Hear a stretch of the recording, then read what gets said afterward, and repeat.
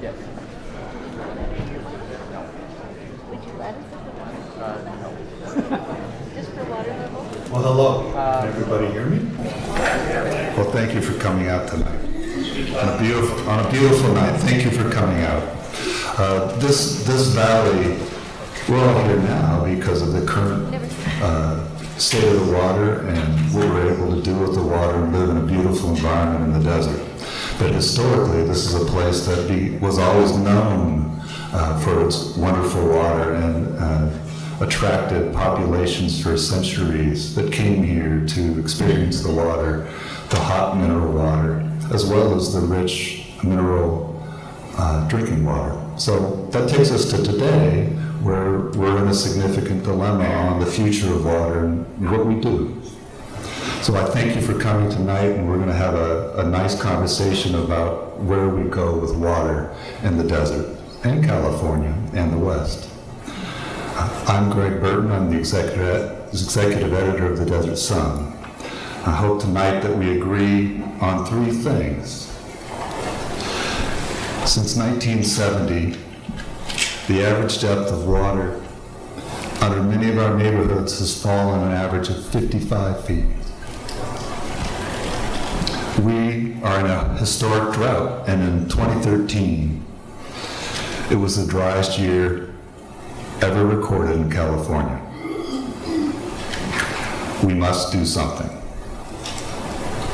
I'd like to thank Rancho Mirage and this library for hosting tonight's conversation, our third in a series of discussions about water in the desert. A special thanks to David Bryant for coordinating. I saw two dignitaries, well, you are all the dignitaries, frankly. You do the hard work in the valley, but I also saw, and I want to point out, Mayor Richard Kite, and thank you for welcoming us to your beautiful city, and Supervisor John Benoit, who stopped by and said hi. So, thank you. Ultimately, those people will have a big impact on the decisions that might come out of the policies that are being discussed right now. The first two of our water forums took place in Palm Springs and Indio and focused on conservation and water quality. Tonight we'll focus on the aquifer. This is a perfect setting for this discussion, not only because wells have fallen more precipitously in Rancho Mirage than anywhere else in the valley, but because the core mission of the library is to share knowledge. We at the Desert Sun share that central belief: citizens make better decisions when they are well informed. We have a great panel tonight. I'll start by introducing each one of them, and then we'll move to a period where each will take the microphone and speak for 5 minutes. And then we'll open to questions that Ian James and the editors and reporters at the Desert Sun have gathered, as well as some questions we've received at the paper. And then I'll open the mic down before you to questions from the audience. So we've got a good night ahead of us. Hopefully we can do this in an hour and a half, or two if it takes that long. But thank you for coming. First, I'd like to introduce Ian James, who is an investigative reporter covering the environment for the Desert Sun. Ian chronicled the exploits of Hugo Chavez at the Associated Press's Bureau in Caracas before he came to the Desert Sun. He previously worked for the AP in the Caribbean and has focused most of his reporting in the past year on water in the West. Ian?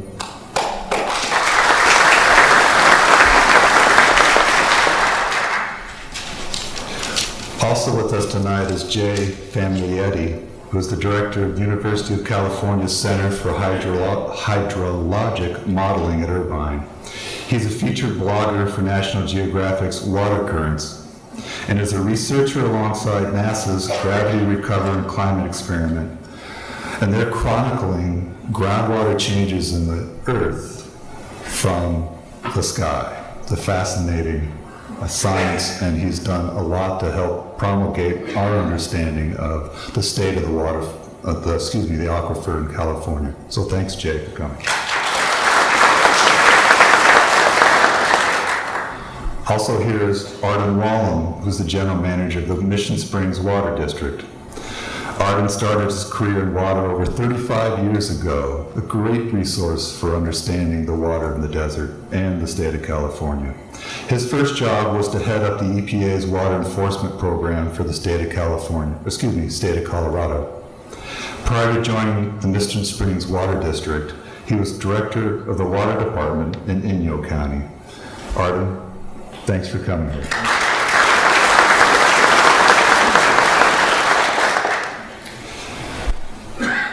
Also on our panel tonight is Craig Ewing, who's a board president of the Desert Water Agency, and also serves as on the board of directors for the Association of California Water Agencies.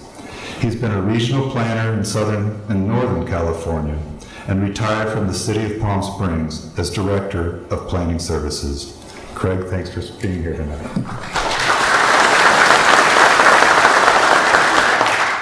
And lastly, on our panel, but not least, John Powell, who is a board president of the Coachella Valley Water District. He's also president and chief executive officer of Peter Rabbit Farms and possesses a very unique perspective on agriculture and how that integrates into our water consumption in the Coachella Valley in the state of California. John is a trustee representing California on the governing board of the Colorado River Water Users Association and is a former director and past chairman of the Western Growers Association. Thanks, John.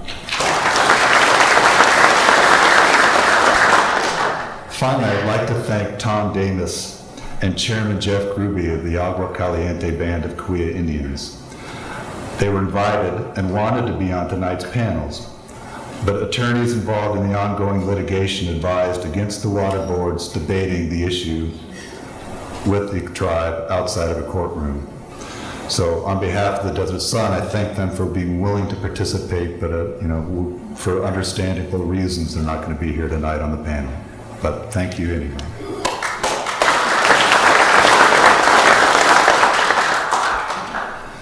So with that, you're ready. We'll just start with 5-minute openings. We'll just move from left to right, if that's okay with you, and start with Arden. If you want to sit down and speak from there, you're welcome to come over to the podium and speak. Well, can everybody hear me? Yeah. Right now? Okay, good. Well, first of all, I want to thank the Desert Sun and Greg and James for being here. This is really fun, and I can't believe this crowd. I want to thank you for being here. This is exciting to see that this interest, and so thank you very much. And I guess the first 5 minutes is how is water managed in our particular areas here, so I'll get on with it. I want to start with actually a little story about an article that y'all had in the paper on Sunday. And excellent beginning. It's an excellent beginning, let me tell you. It was a story about a gentleman by the name of Cabot Zirka. And Cabot was quite the individual. We study him a lot up in Mission Springs Water District and Desert Hot Springs. And basically, I want to give you an example of what water conservation techniques he used back actually before we were even a district. Essentially, he said, he died in 1965 and wrote during the city's early history that people would reuse water up to 3 times. It was common practice to bathe the face in a teacup of water, then add soap to wash hands. After this, the water was thrown on the kitchen floor, picked up with a mop, and the water squeezed out on a small tree or tomato vine. He wrote, that was the best that could be done. The water had been used 3 times. Most of my customers don't go to that extent right now. But I do want you to know that there's an awareness, and that awareness is occurring right now, and we're seeing that transition, and I appreciate the interest. Our management up there occurs in 5 different areas, essentially, and not necessarily by order of importance, but pricing, education, public outreach, regulatory efforts, and then lastly, an integrated regional water management program, and that is, I think, working very successfully. First of all, let me just begin by saying pricing is the first mechanism that I think is the most effective in really influencing conservation. Give those price points are the thing that triggers the conservation. And this is something I can proudly say that Mission Springs Water District has had in place for nearly 2 decades. And essentially, we have a tiered structure. We've had a tiered structure for the last 20 years. We probably were the first ones in the valley to implement that. Others have followed with, I think, even a better tiered structure. First, CVWD put a very sophisticated structure together and a good structure in the mid part of this decade. And then I guess just last fall, Indio adopted tiered rates. Our range on our tiers only go from 99 cents for the first tier up to $1.83. Now, I don't necessarily think that what we have in place is correct. In fact, I'm going to recommend that we change it. But I can say that pricing is a very good place to start if you want to achieve conservation. The other aspect, the second one, is education. When I first got to Mission Springs Water District, people kept coming up to me and saying, you know, Art, I'm a member of whiskey, or I graduated from whiskey. And I'm thinking, this must be a group of alcoholics, until I heard it was an acronym for Water Issues Study Group. And it was a program, it's very clever. This big district up there actually was very clever in how they got the education out there to the people. And it was a program where we would take 5 different parts of the organization and we would have a class, and it would go 2 or 3 hours in an evening. And once you completed all 5 classes, and you went to all 5 classes, you got to have a degree. And there are literally hundreds and hundreds of people, probably a couple in the audience right now that have attended that. It helped us help the people understand what was going on. And it was sort of like, I always equate it to, and don't take me wrong, how do you deal with this? Well, the Sierra Club and the Taliban all have not only this badly, all have a similarity in their structure. They operate in cells. And that's what we did by going out and talking to these people. These were people that were leaders in the community, and it worked. So education works. We've talked to different youth organizations, but also another very effective program that we've used is a program called the Groundwater Guardian, which is a program that is administered by the National Groundwater Foundation. We are a Groundwater Guardian affiliate, and we use that program to get the information out mostly to our school-age kids. In fact, they touch nearly 5,000 kids every year. And if I could ever say that there's a reason for indoctrination, you hear that word and you think of it in a negative fashion. But there's a positive aspect to that word also, and that is if we can teach these kids at a young age the importance of water, then they will start, then you don't have to. We had one day is all that we take them out there, and those kids remember that one day.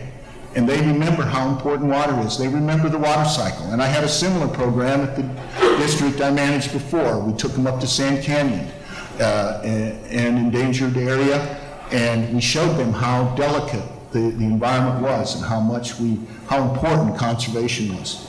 And you talk to those young adults, I challenge all of you to talk to a young adult now, and they understand the importance of water better than we did when we were that age.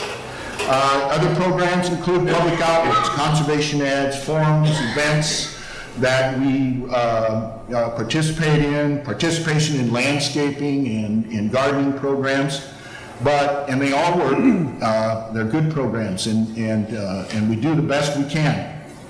We also have really put in place some regulatory requirements that I think are very aggressive. For nearly 2 decades, we've had aggressive water ordinances for conservation. We have been up to date, worked very conscientiously through our urban water management plan. For those of you who know that, it's a plan that's required by the California Urban Water Conservation Council. We have to do it and update it every 5 years. If we don't get grants. There's a lot of regulatory requirements to this. But not only that, but we adopted even a more aggressive standard than they put out. Our demand management measures are very severe. Our water shortage contingency plan is a 3-stage plan that's really comprehensive. And we also are already in compliance with SPX 77, which for those of you who don't know, is a requirement by the state that we all achieve a 20% reduction in our usage by the year 2020. I mean, we've done a lot of things, but one thing we did do that was really creative was back in 2004, we adopted what we called a water conservation master plan. And I just did the same process with our finances because of the economy. And it was a process where we went through and identified literally hundreds of things. We categorized them and we addressed them so that we knew what we needed to do to address this very important issue of conservation. Let me conclude it by saying that plan's first sentence almost says that conservation must become a way of life for all of us. But we have the fifth element to what I've talked to you today, and that is we have all formed, the 5 purveyors up here, a plan called the Integrated Regional Water Management Plan. This plan has achieved getting $1 million to do conservation program. It has a wonderful website. It's making a lot of progress where all 5 of the purveyors are working together to achieve conservation. But I want you to know in conclusion that every year is a drought for us.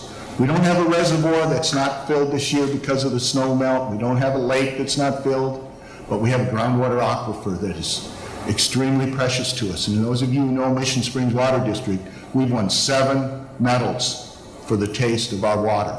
It is a precious commodity, and we've got to protect it. Thank you. Thanks, Art.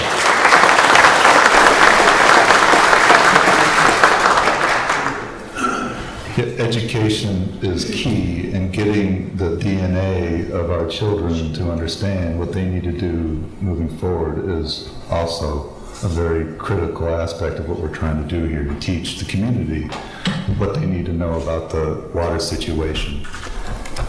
Please, go for it. So next. Yeah. There you go. Just click it and open it and let's open it. Okay. Looks good. Hello there. I'm Jay Familietti. I'm a professor at UC Irvine and in the Earth System Science Department and director of the UC Center for Hydrologic Modeling.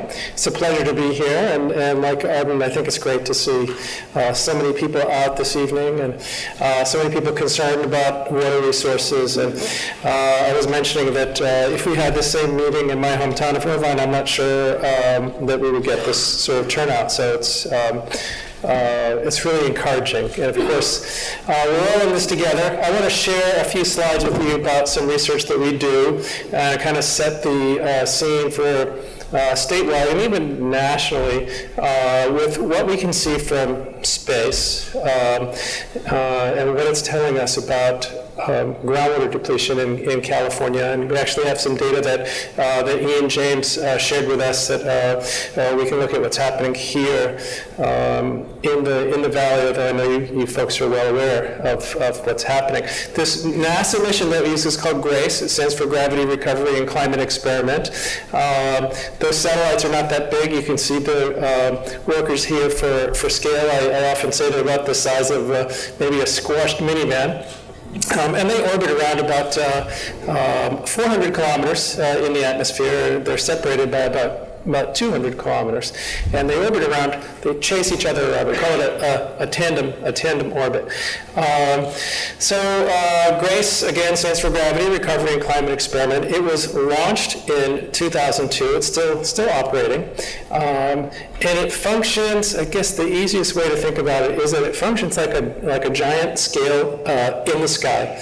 And the way that works is that anything that has mass exerts a gravitational attraction.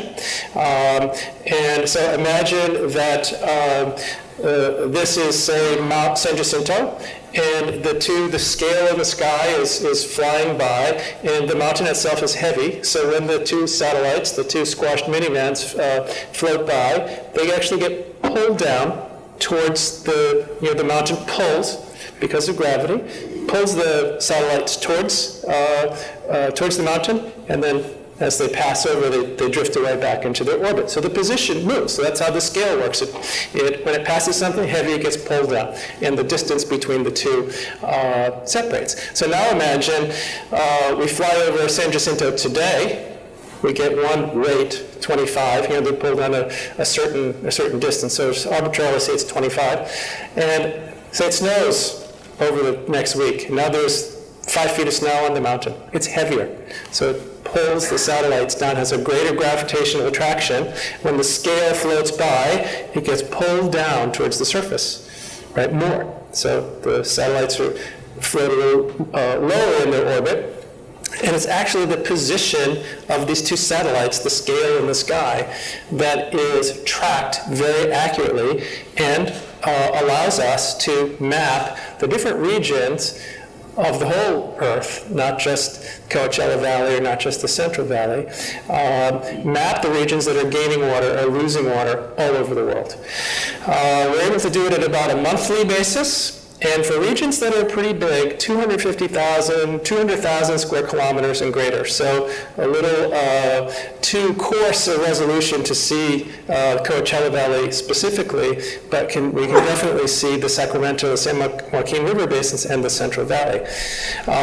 This is a chart that shows the water storage in the Sacramento and the San Joaquin River basins. It's all of the water. Every dot here is a different month.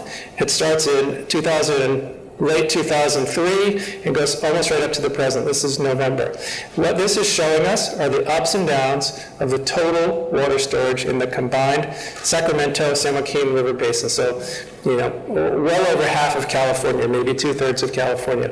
And so we see the ups and downs, but we also see some important things like this big trend here from 2006 through 2010, right, a decreasing trend, a little bit of recovery. Here we are now. If you look right here, that's where we are right now. This is the lowest point. So this is all the water in the combined Sacramento, San Joaquin River basins, again, maybe half to 2/3 of California, at the lowest point it's been at in nearly a decade. Okay, so this is what we see from satellites. So what does that tell us about groundwater and aquifers? We need to do a little bit more work on something like this, because this tells us about all of the water in a combined fashion. So it tells us how the weight of the water, the mass of the water is changing, how it's going up and down with time. But it doesn't tell us, it can't help us distinguish between how much of that is snow, how much is surface water, how much is soil moisture, how much is groundwater. We need other data sets to do that, and that's what I've shown here. Here are some GRACE data for the Sacramento, San Joaquin River basins. The total water storage changes from the satellite going up and down. There's the drought I pointed out from 2006 to 2010. And these are some data from our California snow observation, so showing what's happening with the snow. Here's some data from our reservoirs. This is an average of the 20 largest reservoirs in the state, or in the Sierras. And here's what's happening with the soil moisture, the moisture in the soil.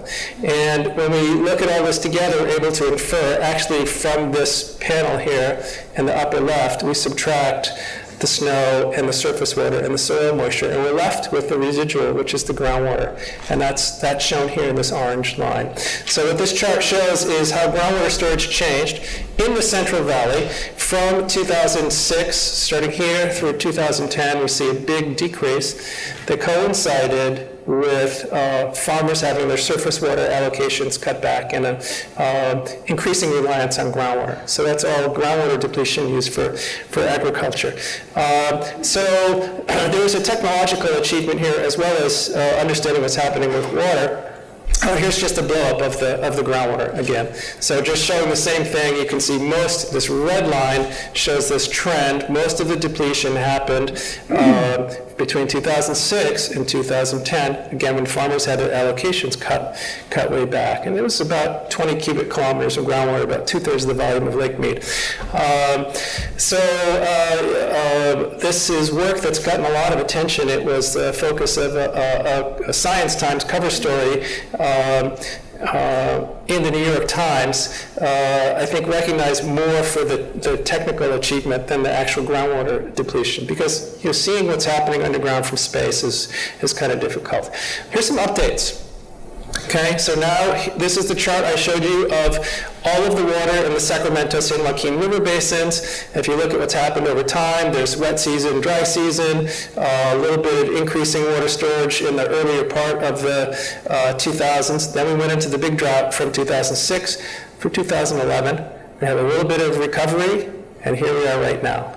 If we focus on the end part, the updates to these charts, we can see over the last few years that snow has been decreasing, that reservoir storage has been decreasing, that soil moisture has been decreasing. And in fact, we all know that 2013 is the driest year on record when we look at precipitation, when we look at snowpack, when we look at soil moisture, reservoir storage, everything is way, way down. Where does that leave us with the groundwater? When we updated our time series, this is what we got. Okay, so this is the update to this paper that we published in 2011. And so we have the big dry that happened here that we were able to update from 2006 through 2011. When we updated it, we found that the region actually lost, this is the Central Valley, about 35 cubic kilometers of groundwater. That is the full volume of Lake Mead at full capacity. Okay? And so now we've had some recovery, right?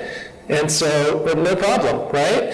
And we all know that's not really true. And the history of what happens here in California looks something like this. This is a chart from Claudia Font, who works for the U.S. Geological Survey. This is from her report that was published in 2009. If we just focus on this navy blue line, we're looking at the accumulated groundwater losses in the Central Valley Aquifer, starting from 1962 up until about 2002. This gray color, it represents almost a dry period. Whites represent a very dry period.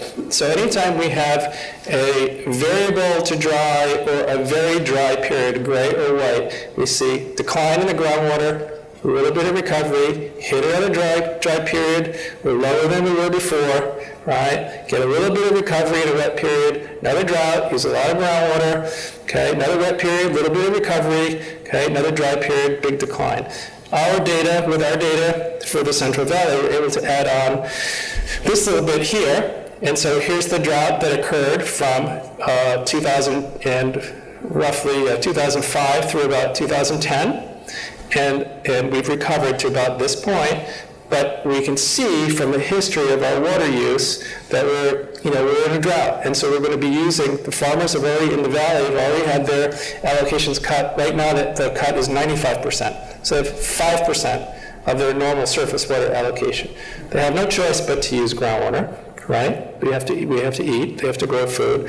And so the question is, where's this line going to go? And the history suggests that we're just going to keep having a little recovery and then go down, a little bit of recovery, down, a little recovery, down. So the question is, how far can we keep going before we want to start thinking about managing our groundwater? These are some slides that are local. So this is some work that Dr. Brian Thomas, who's sitting in the front row, Paul, you should stand up and put a bullseye on your shirt. This is data that Ian James from the Desert Sun shared with us, and Brian has been working on a research paper looking at groundwater depletion in the valley from a number of observations. This is not satellite data; these are groundwater well data. And the blue colors represent regions that are the groundwater table is getting higher, and red represent where the water table is getting lower. And so in the 70s, you see what's happening. In the 80s, we've got some artificial recharge kicking in the 90s, in the north and the south, some of the managed recharge, but in the 2000s, it's looking pretty bleak. So Brian is the expert on these data, and so you can feel free to ask him questions during the question and answer period. This is not a problem that is just happening in the Central Valley or in the Coachella Valley. It's happening in the Colorado River Basin. We haven't published this yet, but what to make a long and unpublished story short, here's one of our satellite charts that show how all of the water in the Colorado River Basin has been decreasing from 2005 through 2013, so right up until the present. And we looked at, of this, how much of it was surface water in the reservoirs, Lakes Powell and Lake Mead, and how much of it is groundwater. And so we can just drop down to this lower chart here. The red line shows the water in the reservoirs, Powell and Mead. And you see it's actually pretty steady. A little bit of a decline here, but pretty steady over that time period because that's the renewable flow. What the real surprise is that this blue line here is groundwater. And so while everyone is focused on, in the Colorado River Basin, the stream flow and managing the reservoirs, the groundwater is basically, being ripped out of the ground. And most of that's happening in the southern part of the basin, in the lower basin. So it's something we need to be keeping an eye on. So will declining groundwater reserves in the Colorado River Basin impact the ability to meet future allocations to basin states, including California? I think absolutely. So it's not just the western U.S., it's not just California, it's really happening all over the United States. This is a paper that we published in June that shows a map from our Scale in the Sky satellite, GRACE, and it shows us the places in the United States that are gaining water, the northern half shown in blue, and the places that are losing water, the southern half shown in red, and some of the real hot spots, the Central Valley, okay, the southern High Plains or Ogallala Aquifer are two biggest, right, food-growing regions in the United States, and all across the southeastern U.S. Okay, so we have issues that we need to begin worrying about. This is an op-ed that I published with my student Sasha Ritchie back in September, and basically summarizes I think many of the things that you'll hear today. The era of relative abundance is over. It's time to be managing our groundwater. We have to do multiple things with it. We have to grow food. We have to worry about the environment, but we also have to have economic growth. As a scientist, I believe that sound science has to underlie sound management, and so that's why I'm out here speaking with you and in training Dr. Thomas. Hopefully he can carry on the tradition after I retire, which will hopefully be next week. And also, as Arden said, education and communication are absolutely essential. So we're so happy that you folks are out here. I think that if we raise awareness of local and state how critical the water issues are, we need to raise that awareness to the level of everyday understanding. If people truly understood that our groundwater is disappearing and not coming back, at least without managed means like managed recharge, the acceptance of the need for its protection is much more likely. So I think that's it. Yeah, thank you.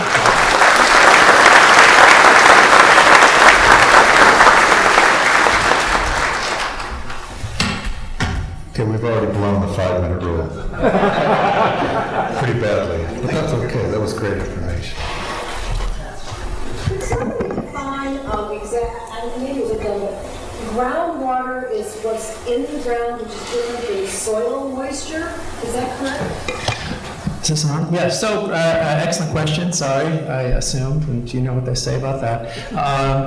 Groundwater is water that's in what we call the saturated zone, so below the water table, and so it's in general a little bit deeper. When I talk about soil moisture, I'm talking about water that's in the soil pores, it's near the surface, it's, we call that zone the unsaturated zone. So basically, as you move down into soil from the surface to depth, soil pores get more and more full of water, right? And as you go deep enough, the pores get saturated, and that's when the groundwater zone or the saturated zone begins. And is that the aquifer? That's right, and so aquifers can be either soils that store, right, thickness of soil that can store water, or actual rock unit like a porous sandstone that can hold And water. then surface water is things like rain and rivers. Right, when we talk about surface water, we're talking about lakes and rivers and the stuff that you can see.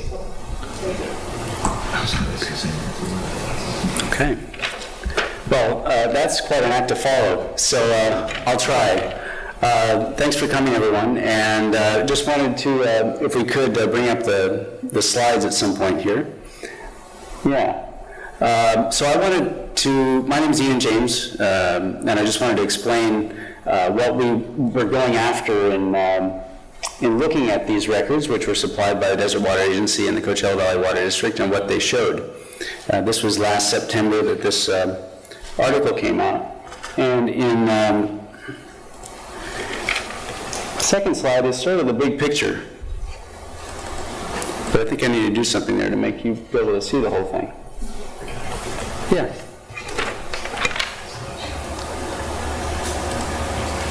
Oh, thanks. Okay. So they provided us with records for 346 wells, and we want to get a sense of, in the big picture, how has the aquifer been changing over time? And it's a complex question because as you look around the valley in different areas, levels may be doing different things. So we decided to look at the average level. How far is the water from the surface of the ground? And there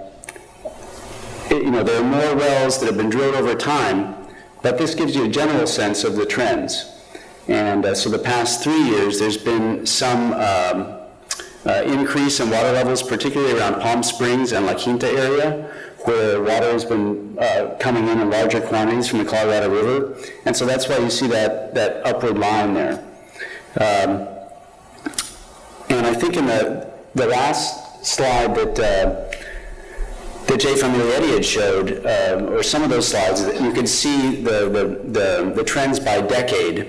And in particular, the middle of the valley, because there are no recharge ponds nearby, Palm Desert and also Rancho Mirage, have had some of the biggest declines.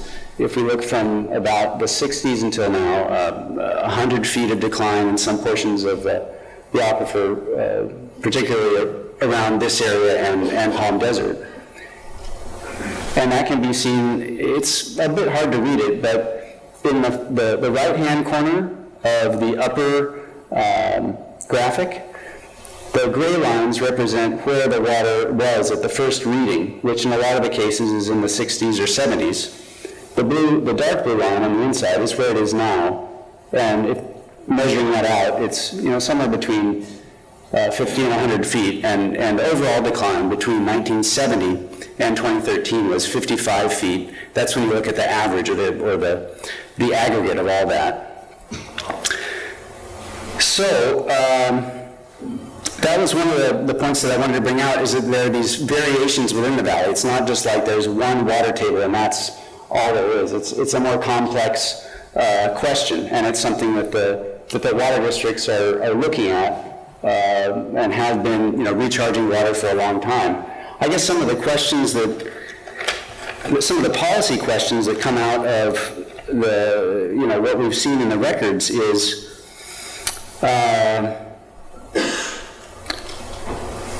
what might be done differently in terms of how water is managed to have it be as sustainable as possible.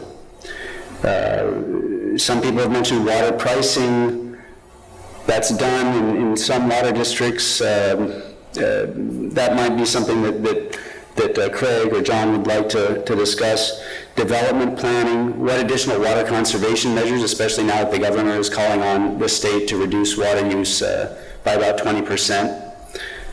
So they're all questions, and I just leave you with a few other stats for thought about where the water is going.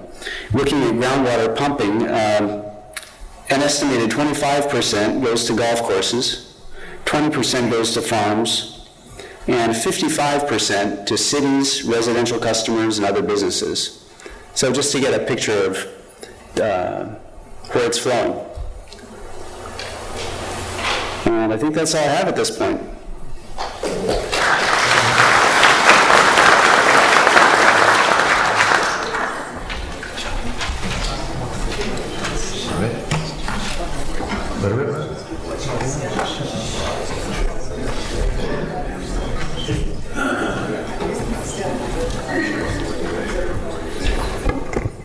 Okay, hang in there. we're getting there. John Powell, Board President, Coachella Valley Water District. And just to maybe give you a sense, there are actually 5 public water agencies in the Coachella Valley, and 3 of them are represented on this panel. And there are actually 2 others, and I thought it deserved mention so that we, in case you're wondering, if you're not getting your water bill from one of us, you're getting it either probably from Indio. If you live in India, they have their own water authority there, or Coachella. So we have, in Desert Hot Springs, you have Mission Springs Water District. Generally, in Palm Springs, you have Desert Water Agency. India, you have India Water Authority. Coachella is their own Coachella Water. And then Coachella Valley Water District covers most of the other places. So that's kind of the lay of the land in terms of public water agencies. Coachella Valley Water District was formed in 1918, and from day one, the agency's leaders have been taking steps to preserve the groundwater supply. Hope I'm not doing something with that. 2 of the agency's first actions were, 1, to approve the building of ponds at Whitewater to capture natural runoff from nearby mountains to help replenish the aquifer, and 2, devise a plan to bring Colorado River water to the valley so that farmers wouldn't have to depend on groundwater. Almost 100 years later, 96 years if you're doing the math, Coachella Valley Water District and Desert Water Agency have jointly replenished more than 1 trillion gallons of imported water into the aquifer, not only at Whitewater, but near Desert Hot Springs and in the Eastern Valley. No other agency in the valley is currently replenishing the groundwater supply. Bringing Colorado River water to the valley was a 30-year battle, but it was worth it. And that first delivery was in 1949, so it took some real effort. Almost 18.5 million acre feet of Colorado River water has flowed through the Coachella Canal into this valley. This is equal to almost half of the aquifer's estimated 39 million acre feet of storage. So imagine the state of overdraft without this valuable imported supply and the forethought it took to fight for it. This canal water is used for agricultural irrigation, golf course irrigation, and groundwater replenishment. Thanks to the Quantification Settlement Agreement, or QSA, signed in 2003, despite interstate battles over the water supply, our valley has a secure amount of Colorado River water that is increasing every year from an initial base entitlement of 330,000 acre feet annually to 459,000 acre feet annually by the year 2026. And so that delivery of water through the Coachella Canal is going up about 5,000 acre feet a year, and that's adding every year more and more through 2026. And that's a 39% increase over our base. So at a time when the West is seeing severe cutbacks in water availability, we're actually seeing for the Colorado River water contracts an increase in this valley. So we're very fortunate for that. Plans are underway for a large expansion project to bring that additional canal water to several customers in the Oasis area, and Oasis is out there on the east end of the valley near the Salton Sea, kind of on the west side of the Salton Sea. In the Oasis area that currently rely on groundwater for irrigation. When completed, this project will save an additional 30,000 acre feet of groundwater annually. So that's water that's going to stay in our aquifer to help eliminate the overdraft. Golf course irrigation is another area where imported water has made a significant impact. Combined, Coachella Valley Water District and Desert Water Agency deliver either recycled water, Colorado River water, or a blend of the two sources to 51 golf courses, 2 high schools, and a number of parks, medians, and other landscaped areas. An additional 50 courses have been identified as future non-potable water users once the infrastructure is in place. And the thing that's great about that, as noted earlier, in this area, Palm Desert Rancher Mirage, sort of the center of the valley, you're seeing some of the largest declines in the aquifer, in the level to groundwater. And that's where you're going to see the greatest benefit from converting golf courses from well water to surface water. That's recycled water and Colorado River water. So there's another 30,000 or more acre feet there. It's going to make a tremendous positive impact for our aquifer. Recognizing the importance of the golf industry to the local economy, we're working closely with them to ensure that this expansion occurs in a timely manner. We're looking at about 3 golf courses a year converting, and this is a long-term project that is going to continue. And of course, the farther away you are from our plant on Cook Street, the longer it's going to take to get water to that golf course in terms of years. All of these efforts are outlined in the Coachella Valley Water Management Plan, which you can find on our website, cvwd.org. This plan, first adopted in 2002, lays out specific projects and strategies for eliminating overdraft of the aquifer. The key components are increase the amount of imported water used for groundwater replenishment, continue to provide alternative water sources such as Colorado River water and recycled water to large irrigation users, including farms and golf courses, and continue to promote wise water use and conservation through such methods as landscape rebates and other conservation programs. Many of the projects I've mentioned are the water district's responsibility to make happen, but there are a number of conservation programs available for homeowners and businesses to take advantage of and do their part to reduce water use. One, recognizing that outdoor water use is where 75 to 80% of the domestic water in the Coachella Valley is used. We offer several free landscape workshops each year and seminars for professional landscapers. 2, installing a smart controller that automatically adjusts based on the weather reduces water use for the average homeowner by 26%. 3, converting grass lawns to desert-friendly landscaping can cut water use by 50%. Changing even a small portion in your yard can make a difference, and CVWD offers $1 per square foot, up to $1,000 for a home, and up to $10,000 for a business or homeowner association. We also have rebate programs for toilet conversion, more efficient toilet, sprinkler nozzle conversion, as well as free indoor water saving kits. And fixing leaks saves more water than most people imagine. I just fixed one at my house. Leaky faucets and toilets can waste more than 200 gallons of water per day, and our website includes a video to help you find and eliminate these leaks.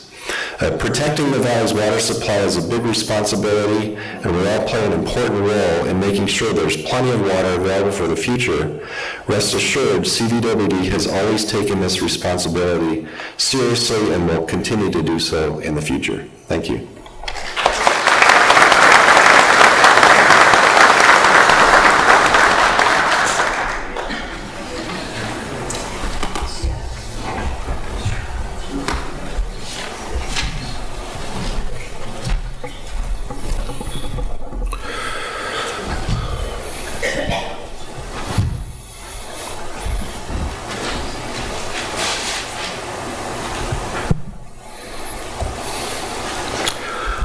Good evening. My name is Craig Ewing, President of the Board of Directors of the Desert Water Agency, and I want to first thank Greg and acknowledge and appreciate the Desert Sun's role in raising new awareness about local water conditions, including supply, services, and conservation. The Desert Water Agency was formed in 1961 by state law for the specific purpose of bringing outside water to our local aquifer. We did not start out as a water retailer. Only after purchasing the Palm Springs Water Company and the Cathedral City Water Company in the mid-1960s did we become the agency that most people think of today. About 95% of the water that we deliver is pumped from the aquifer. And we have a complex agency of infrastructure, 29 wells, 329 miles of pipe that bring water to over 22,000 customers. We also have a source of surface water storage, or surface water from Chino Creek, Snow Creek, and Falls Creek, but this represents about 5% of our total water supply. The aquifer, as you've heard, is replenished with water from the Colorado River Aqueduct through an exchange agreement the Desert Water Agency and Coachella Valley Water District have with the Metropolitan Water District of Southern California, which owns and operates the Colorado River Aqueduct. We use this water to fill our recharge basins located at Whitewater and Mission Creek. And from 1973, when we began importing Colorado River water, to 2008, Desert Water and Coachella Valley Water District have replenished the groundwater with more than 3 million acre-feet of water. As seen here on this graph, nature is not a consistent source of water. That light blue line shows the amount of water that we have delivered and put in the aquifer year after year. Sometimes we have peaks, many times we have valleys. And the dark blue line is the average, accumulative average over the years. Nature is not a consistent source of water, and that there are wet and dry years, so we work hard to store water when it's available, knowing that during drought years, we will have a reliable supply for our customers. Because you can imagine the demand for water more likely follows that blue line, regardless of whether nature provides it or doesn't. And the aquifer provides an important cushion for us and for you.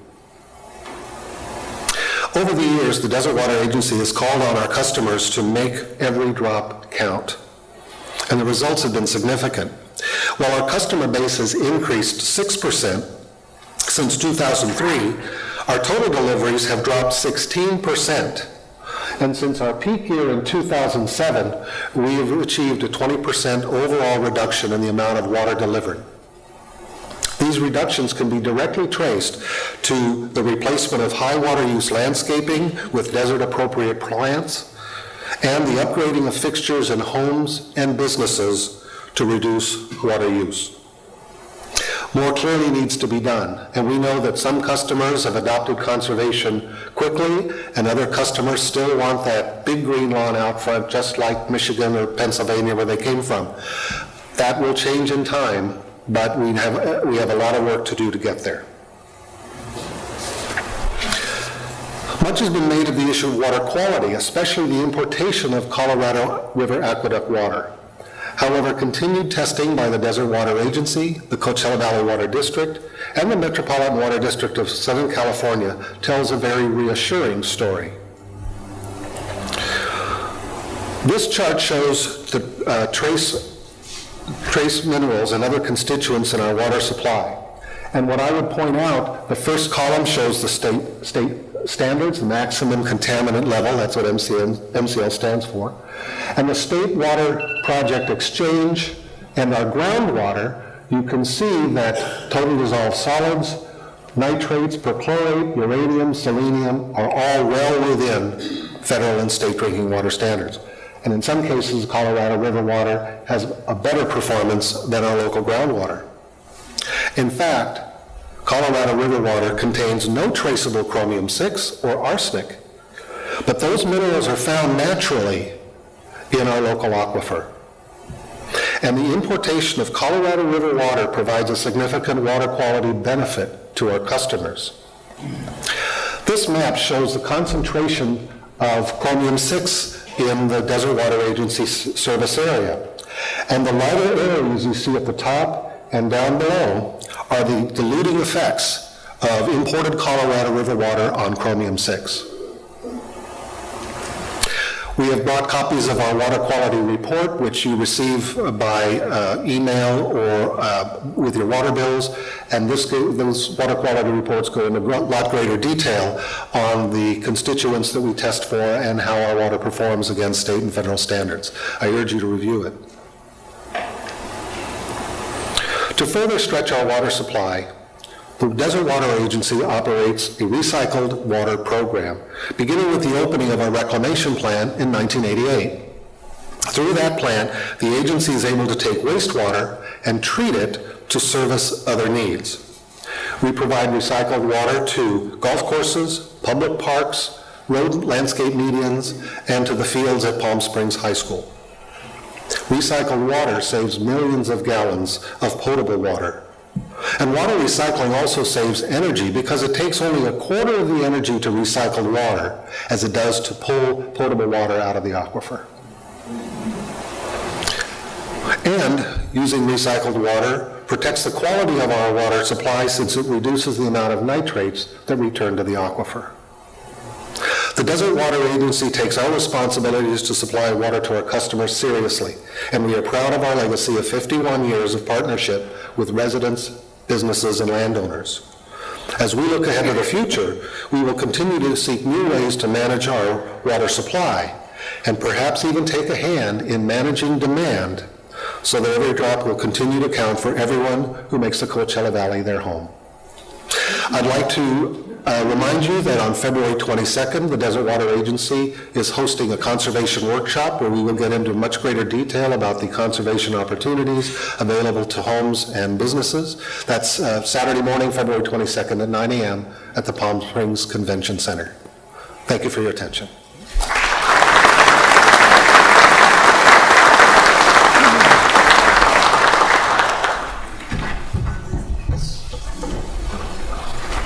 Well, thank you. That was a lot of great information. You know, what I take from those slides and those presentations are these competing ideas. Number one, we're conserving more, so we have more water available. That the water districts have done a great job navigating the many different water sources from the Colorado River to the State Water Project. It's a complex picture, and yet we're in a historic drought, and we've seen the numbers from Jay and Ian that they've put together that show significant depletion of the aquifer. So the question I'd throw out to the panel is, do we need to do more, and what is that? Let's start with Craig. Sure.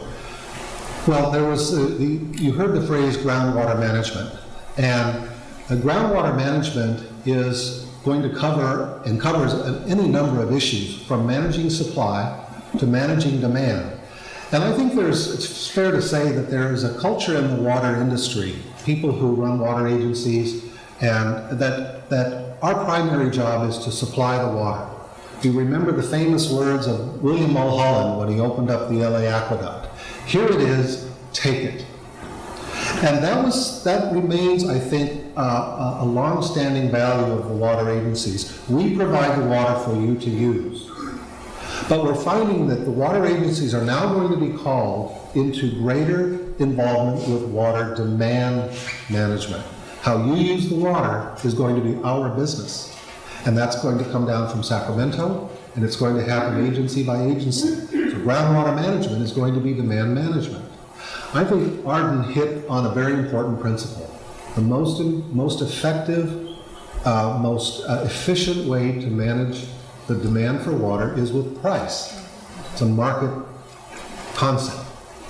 But we have our hands tied. We can't just raise the price like gasoline suppliers when there's very little gas, because we're regulated by any number of constitutional limits on our ability to raise the price of water. So we have our hands tied on the issue of pricing to a certain extent. So what's left? Education, we do a lot of it, and that's a long payback, because it takes a while to get people to change their values. We can do it through incentives. We're going to pay you to save water. We give away water controllers so that you use less water in your irrigation. We pay you to take out your lawns and put in desert-appropriate landscaping. Those are incentives that we offer. And then there is regulation, where we actually become the police officers over water use in your homes and businesses. And that's an area that water agencies are very reluctant to go. But we will go there as this becomes more and more of a concern. I'd like to, good. I'd like to throw it over to Arden at that point on pricing. You guys put a price increase in 2 years ago? How did that go over in Desert? I thank you. That's exactly, and that's my first note. Well, I want to say, Craig is absolutely right, and I've really heard a lot of good things. I don't want you to get the idea out there that we're in any way not working together on this, because we are. But I can tell you that conservation pricing, a couple issues there. When we conserve, the price is going to go up. And not in the long term, but in the short term. And that is a comment that I hear continually. You tell us to conserve and then you raise my prices. But if you think about it, it makes sense. I don't care if I have 3 gallons, 300,000, 3 million, or 30 million gallons go through a tank. I've got to coat it every 5 years. I've got to have that tank ready to go when you do want to have water. When there's a fire, when something happens that you need water, I have to be able to repair it or fix it and maintain it. And yes, if you conserve, I'm going to sell less water, but my costs are still the same. And my cost for electricity, my cost for pipe, my cost for everything has gone up over the years. Now, let me tell you my experience with this, because it does have a good ending. We decided to go out. We did not raise our rates probably consistently over the years like we should have. And I think we all need to be together to realize water districts have to adjust their pricing. They have to explain to you through the 218 process exactly why they're doing it and what we're doing. So we had a price increase. We said we were going to go out. One, we raised our bottom tier from 50 cents to 90 cents. And somebody got the idea, and it was reported in the paper, that there was a 40% rate hike. That thing stuck. We couldn't get it out of people's minds, and it was just horrible. We didn't have a 40% rate hike. We had a $4.80 month increase in our water bill. $4.80. So we had this, I shouldn't probably say, landlord from Palm Springs pay a bunch of petitioners to stand outside of Vaughn's grocery store and say, do you want to lower your water rates? Sign here. And before I know it, I've got 1,400 signatures, and people had no clue. I talked to people afterwards. They said, we thought you wanted us to sign this. We were led to believe that we wanted you to sign this petition. And that resulted in a 2 to 3 year lawsuit that amounted to about $300,000 additional cost to my ratepayers. We won at the trial court level, we won at the appeals court, we won at the full appeals court reviewing, and we won at the Supreme Court level. We set law. But I can tell you folks, all we were doing was trying to put the price of water up so that we could afford. My customers went from 0.78 acre feet per service down to 0.48. The standard for the California Urban Water Conservation Council is like 0.77. We're less than that. But as we conserved, I needed to adjust the pricing. But there was not an understanding out there. Now, the good thing is we made law. And it's the first time that the judges or the courts have ruled in a special district's favor in the history of 218. But I can tell you, 218 is a process we have to go through. We have to explain to you, we have to send a notice out to everyone. We sent out 13,000 letters to all of our customers, and we have 7,000 sewer customers, so we sent out 20,000 of them.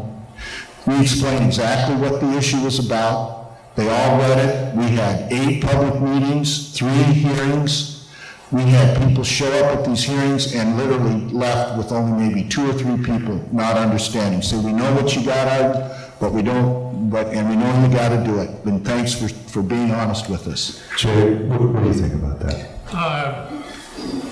So the question really on the table was, do we need to do more? And the answer is yes. We always need to do more. There are great opportunities for more conservation and efficiency. Those are the cheapest and the easiest things that we can do before we worry about some new policy or some new deal with the Colorado River Basin, or before we spend millions and millions of dollars on a new recycling plant. Just using some of Ian's numbers, he noted that about half of the water use in the region is municipal. So whenever you're thinking about budgets, right, whether it's your home budget or whether it's your water budget, it's good to think about the big numbers, right? So if you're worried about your home budget and you're spending $1 a day on $1.75 going to Starbucks, but you're spending $100 a night going to dinner, well, you should probably cut back on dinner.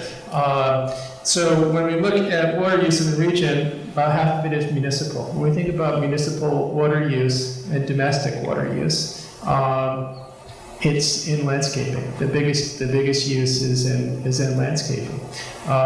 So those are the places to look for, the conversion to desert landscape.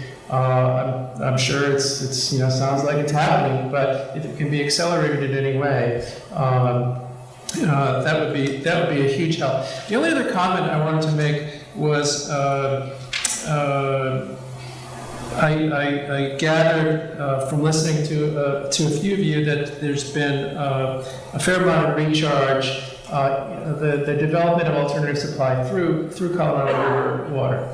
But I would not expect that to be in the long term available based on some of the charts that I showed you. So just like the rest of the West, their water supply is disappearing. So the long-term prognosis for the Colorado River Basin to provide water is not good. So it just means that we all have to try to do a lot more with a lot less. There's tremendous technology out there, and we can do it. Pricing is, it's part of the future. I mean, obviously, if water isn't priced properly, we're not going to respect it. We're not going to use it properly. Hey, I wanted to go back on something you said, John. One of the things, a commendable program in the Valley has been putting golf courses on recycled water. One of the things you mentioned in your talk, though, and I don't think I'd heard this before, is that there's a plan to put 50 golf courses on 50 more golf courses on recycled water. Do we have sufficient amount of water to recycle to provide that much water for that many golf courses? Not all recycled water. It's non-potable, so part of it is recycled wastewater, and the other part is Colorado River water that's delivered directly to that. And we've already spent $35 million building part of that pipeline. We have about another $35 million to spend to continue that project. And you bring that pipeline, is that coming out of Coachella toward Indio and the back way toward? Yeah, currently it comes Palm out Desert? to Cook Creek. And there's a second phase. I think there's a third phase too, but that'll take it beyond that point. Who pays for that? Well, it depends. I mean, ultimately the ratepayer pays. There's a combination of ways that gets paid. And I will say this: we've worked hard in the past few years, which is my term on. I can't really speak before I got there, but not to have any rate increases. So our domestic rate is the same as when I first got on the board. This is my 4th year. We have no intent to raise the rate this year. What we've done is we've looked at the organization and found ways to manage it in a way that is efficient and makes the most of our financial resources to, at all costs, avoid raising our rates. In other words, we want to be efficient, not just with the water, but with the money too.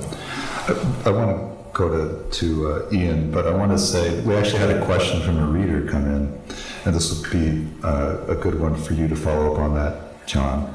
This is Jay Connolly, says he lives in Sunrise Country Club, which pumps groundwater for its golf course. His general manager has advised that we are waiting for Coachella Valley Water District to build the pipes for recycled water, and Coachella Valley Water District has advised that no infrastructure will be available until 2017 at the earliest. True? Or can we say there's some... That sounds about right. The Sunrise Country Club is on the west side of Bob Hope, So we have a number of golf courses between, that are lower hanging fruit, if you will, and we're working our way out from the plant, or out from the pipeline, and actually picking up some between our source and Cook Street as well. So at 3 a year, that's probably about right. And that's 9 or 10 between now and when they would be looking at the supply. I wanted to ask Ian, the governor put out his state action plan on water based on the drought designation. He put it out today. Some cities, I think, have responded by rationing water, and there has been certainly history in Las Vegas and other places of timing when water could be used and when it couldn't be used, and finding people based on those parameters. Is there something in California that you're aware of, Ian, that's been done or is going to happen based on what the governor has said? In terms of some kind of additional guidance to local areas and what they do? Or? Yes, exactly. I'm not aware of any. Maybe Craig or anyone else on the panel. I'm not aware of any sort of guidance coming down from the state. It seems like the state's approach to groundwater is to try to work with the local areas for them to manage and have these integrated local plans where the different water agencies get together and talk about how to do it. I have the California Water Action Plan here in draft form. We've been studying it up at the Association of California Water Agencies, on which I'm a board member. And there are a number of bullet points having to do with groundwater management. But the governor's general approach is groundwater is such a varied set of conditions depending on where you are in the state. Central Valley, Coachella Valley, Los Angeles, which has some tremendous groundwater resources under all that urban development, up and down the state, that the solutions to groundwater management are going to happen at the local level.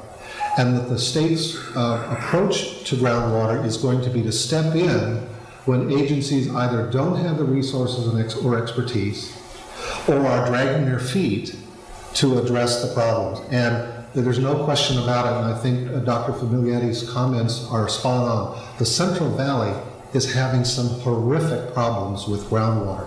They've had drops in the surface level of the ground because of the extraction of water, so that the aquifer has actually shrunk, and we don't have the technology to bring it back right now, so the actual storage capacity is reduced. So even if they add the water in a sudden deluge, they won't be able to put as much back in because the groundwater has actually reduced its capacity. And maybe there'll come a day where they'll be able to inflate an empty aquifer, but we don't have that technology today.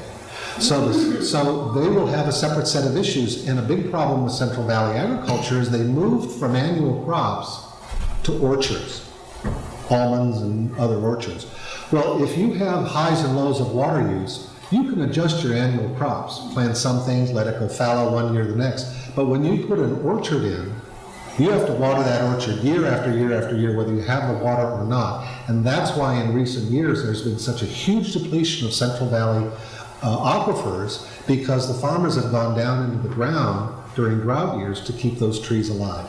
And that has been something that just happened in the last 5 to 10 years that's created an enormous pressure on the groundwater supply in the Central Valley. It's how agriculture has shifted in response to their own market conditions and used the aquifer to solve their problems at tremendous long-term effect. I want to mention just briefly, the land subsidence issue, also an issue in parts of the valley here on a much smaller scale, but it's there, and it has been the subject of lawsuits in areas from Indian Wells out to La Quinta. And the restoration of the groundwater in the east side of the valley has actually helped alleviate some of that problem. Is that true? That's what the U.S. Geological Survey had said in their studies. They're monitoring it, and I guess they're going to come out with a new study pretty soon. And it looks like the water levels have, since about 2009, increased in a lot of that area around La Quinta, which may help alleviate that. I think it's really important to build on what Craig is saying, and that is that this drought has a different impact on different regions. And like he said, at the last Aqua Conference, there was much more emphasis on the integrated regional water management planning process, which is the regionalization, and the governor's saying, you handle your own problem. They expect us in this watershed to work this out. John, how are farmers here responding? Are they using different crops? Are there different rotation going on? Are there fallowing fields? No, and most of the ag water in this Coachella Valley is surface water, direct delivery of Colorado River water. And as I said earlier, those supplies are increasing every year. We have very high value crops in this valley. Our economic output per acre foot of water is very high, higher than most any other area. What we are doing, which is actually a huge investment, it's going to have a huge benefit on the aquifer. And the farmers are paying for this. There's an answer to your question, who pays? For the Oasis distribution system, the farmers are going to be voting to put an assessment district together, which encumbers their property for 30 years to pay for a new distribution system that's going to deliver water to an area that wasn't in the initial build-out of the Coachella distribution system. And that's going to save, like I said, 30,000 acre feet from being pumped out of the ground. So it's going to have a huge positive impact. And I will comment too on Dr. Famuyetti's concern about the Colorado River. I agree with you, but how it affects this valley is going to be very different than how it affects Southern Nevada or Arizona or Los Angeles. And we're in a very good position with regard to those potential cutbacks. Well, I'd like to move it to the audience, but one last thing, I'd like Jay to follow up with kind of a final thought on the notion of the global picture of water. And we think, you're very serious. But if you think about it, though, we're down here and we relish the lifestyle that we have. I think that some of us live here because it's a fertile place. It's a place with a lot of pools. Right. But we see what's happening in the Central Valley. We see what's happening along the Colorado River. The snowpack in the Sierras going down. The snowpack in the Colorado going down. We know states like Arizona have been very progressive about regulating the water use there. Is it sort of like the end of the spigot, and are we deluding ourselves that it's going to always flow freely? Here's the answer. Here's the answer. The top. We're screwed, yeah.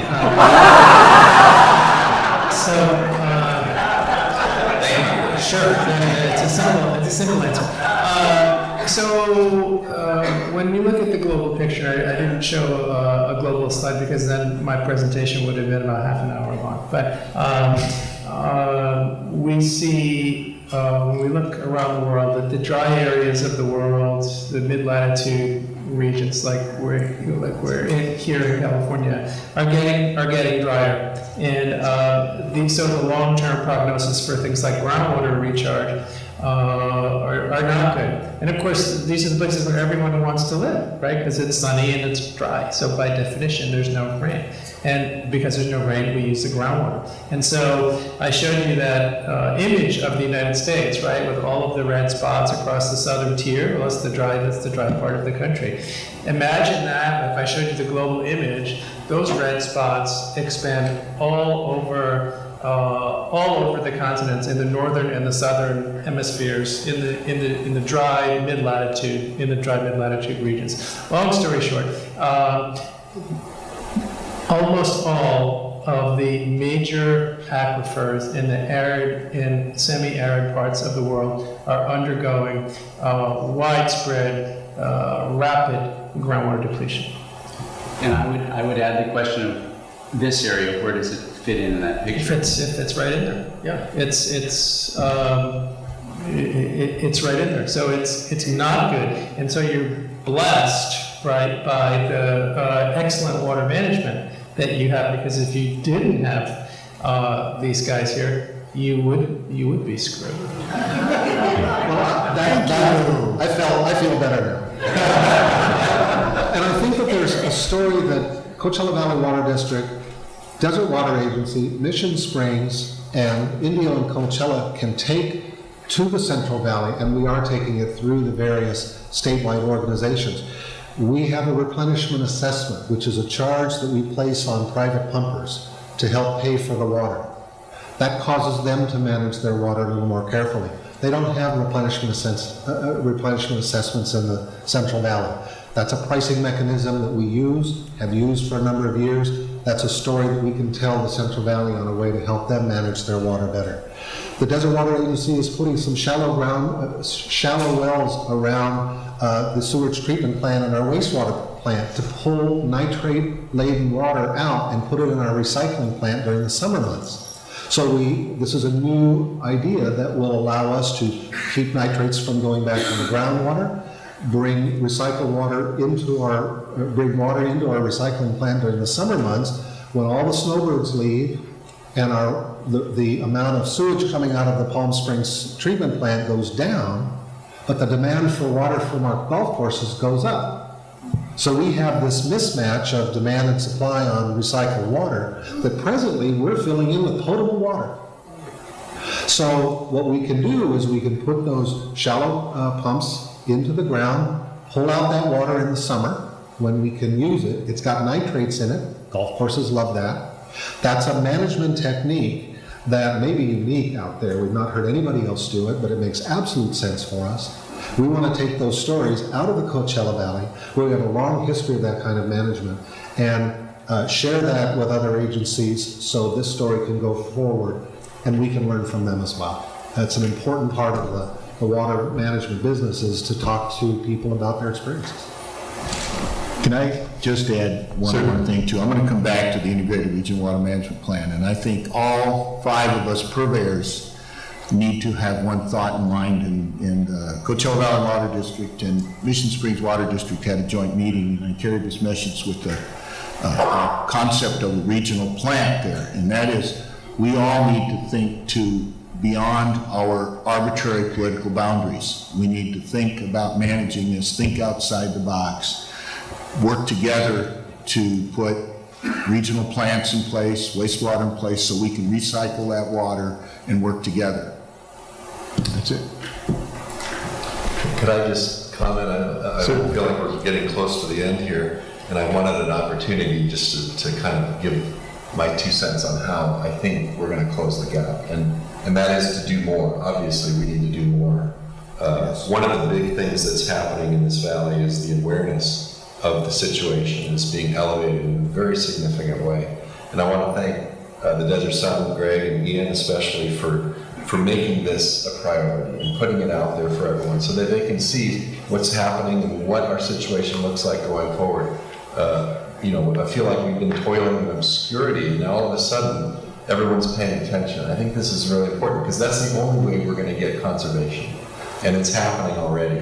We're seeing water use go down, and people are embracing the concept of being a good steward of the environment that they live in. And it's being efficient, because you don't have to get rid of everything. You can do it efficiently and save the water that way. And then you close the gap, not just with conservation, but you do it with converting golf courses to non-potable. That means they shut off their wells. You have the farms in Oasis converting to direct delivery. That means they shut off their wells. And this saves a huge amount of water.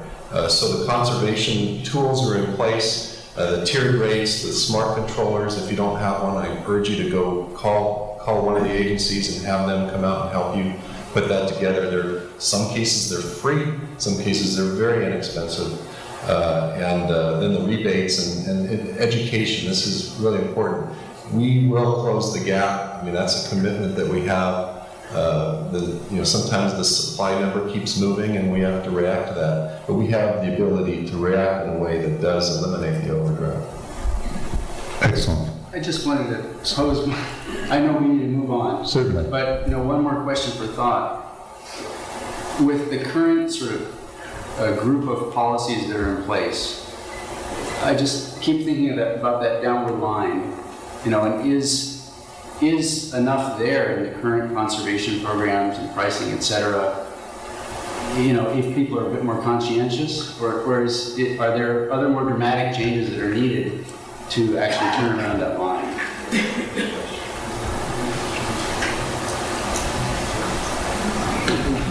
I think the answer is that, yes, more is going to be done.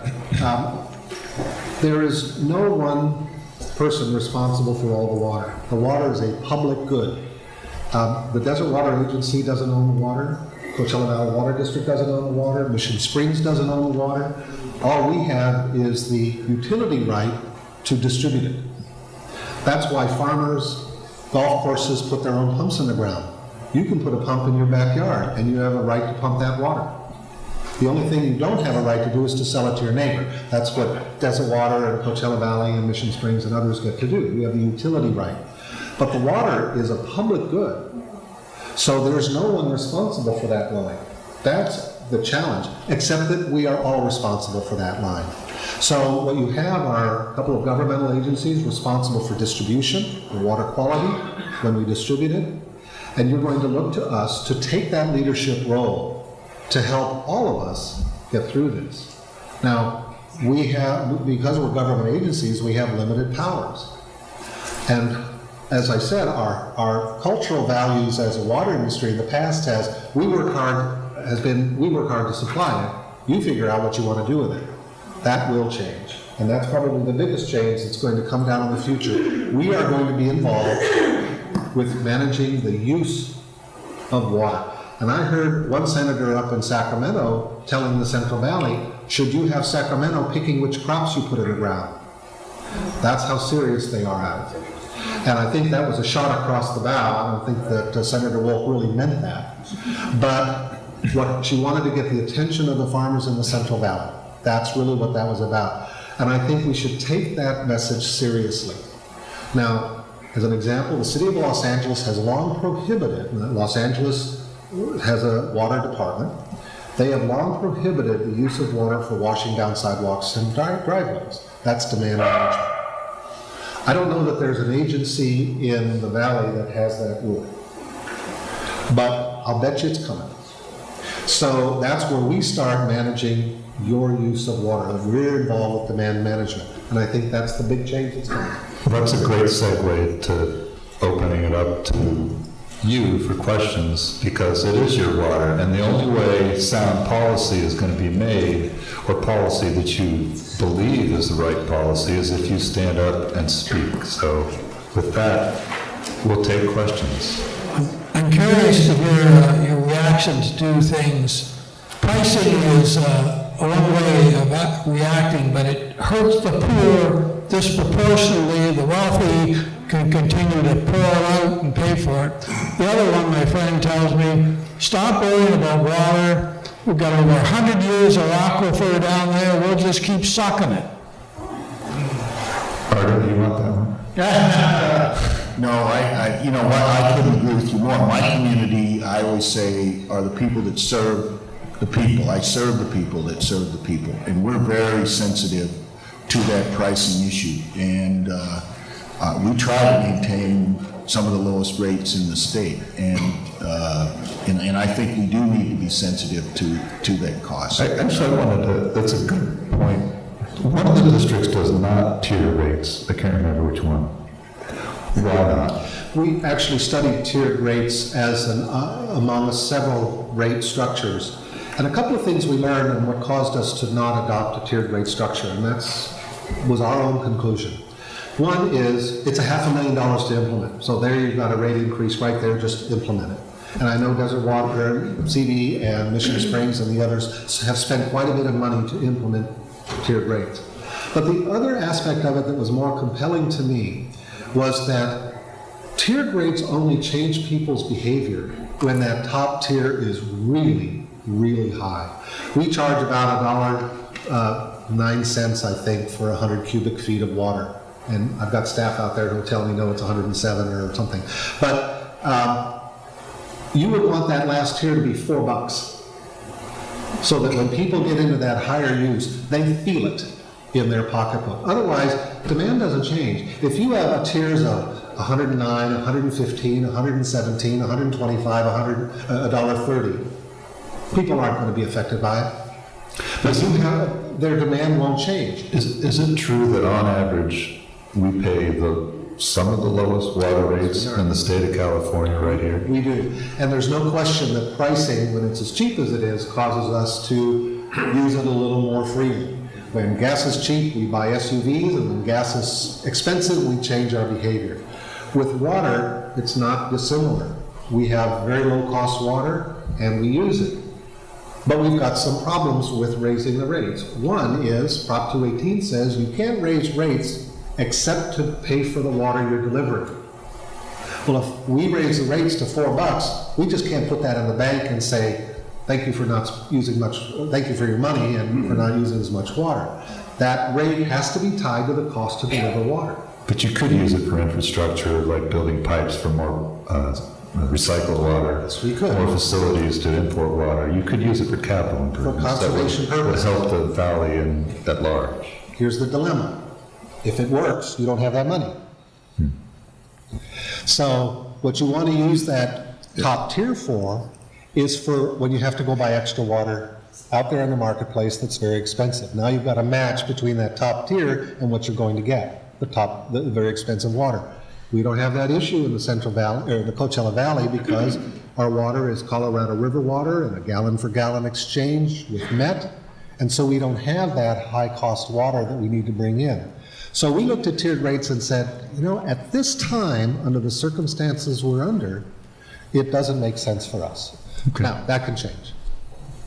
Next question. Hi, good evening. Actually, it's a comment, if it's all right. First, thank you. I want to thank the Desert Sun and Ian James for spearheading our education and being consistent, not just one article and then it doesn't come back, but I think it's really, really important that you consistently do articles enlightening the rest of us. So thank you for that. And in that... You need some applause for that. Yeah,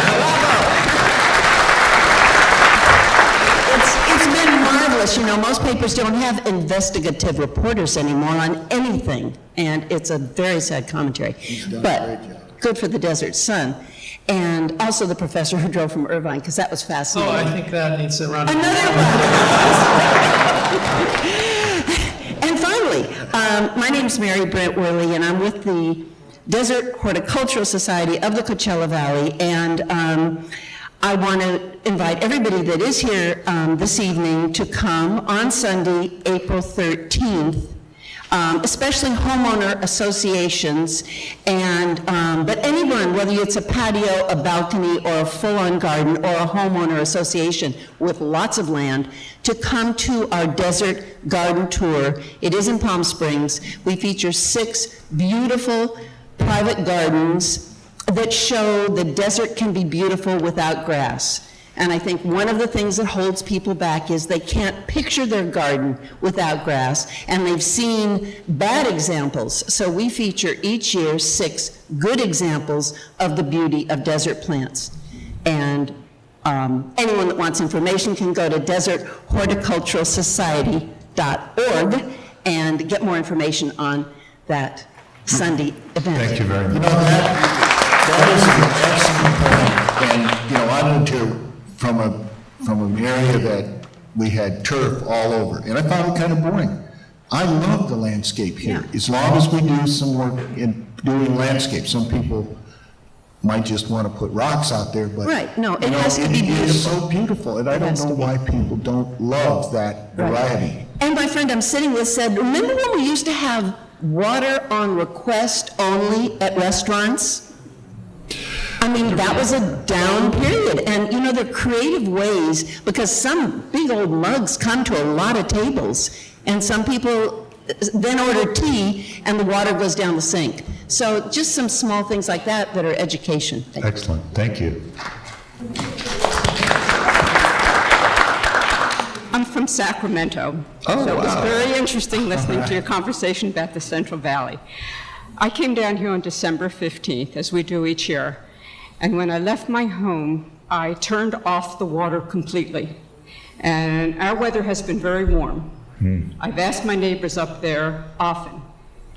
My grass is absolutely fine. It has not been watered since the middle of December. I was told that it's dormant and that I don't need to water it.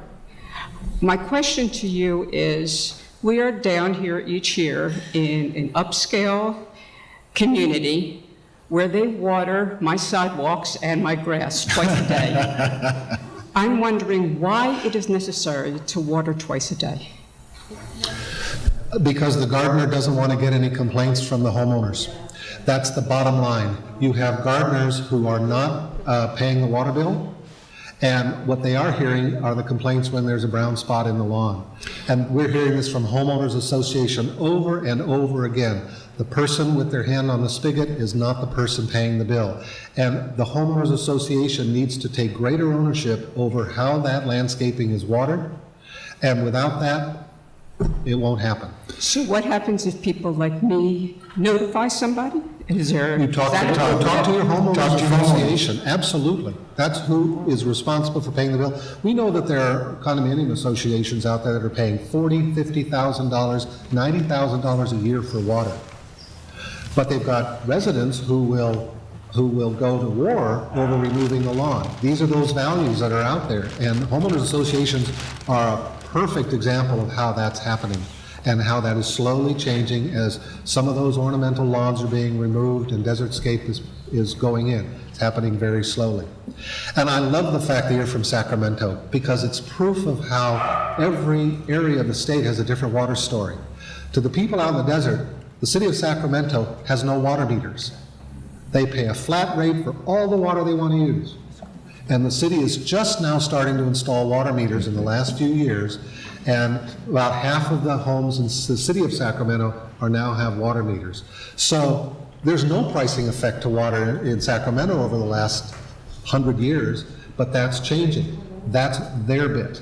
We have a different story, and every water agency in every community has something new to learn about how to reduce demand and manage it more carefully. My house was built in 2002, and it has a water meter. Have a water on meter, it. good for you. And all of the neighborhoods do. Most of them do in Sacramento. Well, thank you very much. Good evening. Bob Terry with People Over Pollution and a Better Community. I've noticed that the Desert Sun has made a couple of references in your articles to the Palm Springs aquifer being raised to a very high level, and they do not make note that they were forced to do that because the Sentinel power plant outside of Desert Hot Springs, which uses 2,000 gallons a minute, had to replenish 18 months in advance what they were going to use in the following year. I don't know what percentage of that refill is from the Sentinel plant, but that has to be part of the calculations when you talk about that aquifer being higher. And my second point had to do with the QSA. You're going to be getting more water, yes, but the Salton Sea will be drying up faster because of it. And that's going to cost us all in money and in health unless something is done about that. So you can't just celebrate getting more water without noting what the price is going to be for that. Thank you. Yeah, I think with Jay's comment, foreshadowing the notion of the ongoing battle for water, whether it's the Salton Sea, if you see in a couple of years that starts drying up.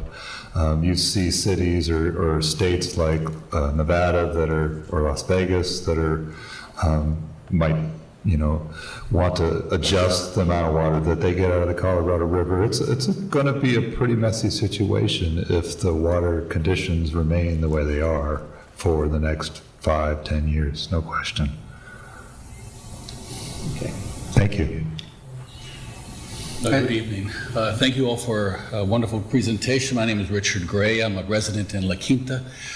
I'm very concerned about a couple of things that I don't think I heard from this panel, and that is increase in supply, except for CWB, which wants to bring it from the Colorado River water, and what's going to happen with the increase in population. The city of La Quinta over the last 10 years increased, I believe, something like 12% or so. I'm not sure about the statistics, but the population in our valley is increasing and will continue to increase as the population of the United States is increasing. And I noticed, Jay, on your map of the United States that the upper tier of states was all of blue, and the lower tier has these huge spots of red. As I remember from geography, and I'm not sure about this, most of the water from the upper state actually drains down through the southern states to the Gulf of Mexico. So that there's some way in which some of the water that comes excess in some areas somehow or another will be eventually transported to the areas that need it. But here's my question. I didn't hear anything about how we're going to increase supply, because there will be an increase in demand. I actually lived in Cape Verde in West Africa, where the people use 1 cup of water to take a bath. There's absolutely almost no water in that very small country that's suffering the effect of increased desert. So we don't want to get to the point where we conserve so much that we don't have a quality of life. Well, it's a great question. Well, my question on demand, on supply, is desalinization. The University of California, the greatest university system in the world, with huge, yes it is, with huge resources. I don't know whether we have, and if we don't, we really should, some program, some Manhattan Project kind of program that would increase the ability of desalinization at low cost, that not only would help California, but would help innumerable places around the world that suffer drought. Desal has been an important part of Israel and some of the progress there. I don't know, is it a valid solution for California? Well, all the water in Cape Verde is desal. So there were many questions and many good points wrapped up in your comments. Yeah, we didn't talk much about population growth, but it's a huge issue, and in particular in the regions that I was talking about as being the ones that are drying out, that's of course also where the population is growing the most. We're not going to create more water, right? We're just going to move it around. And so it's your superhero, and these guys really are superheroes. I would not want to have their jobs, right? It's easy enough for me to show you my pretty colorful pictures and talk about how groundwater levels are declining. It's another thing for these guys to close that gap between the supply and the demand. But the big issue globally and regionally is going to be moving the water either physically or virtually from where it is to where it isn't. On the desal question, no, we don't have any Manhattan Project going on in the UC system. Our national labs are more focused on these days things like which the UC system manages, like Lawrence Livermore and Lawrence Berkeley. More focused on carbon sequestration, and a lot of efforts go in there. So desal is an important component of meeting, creating new supply, meeting the needs of the various regions. It's quite expensive right now. We have to worry about what to do with the brines. It's energy intensive. Over time, will we have advances in things like membrane technology that could take the energy cost down?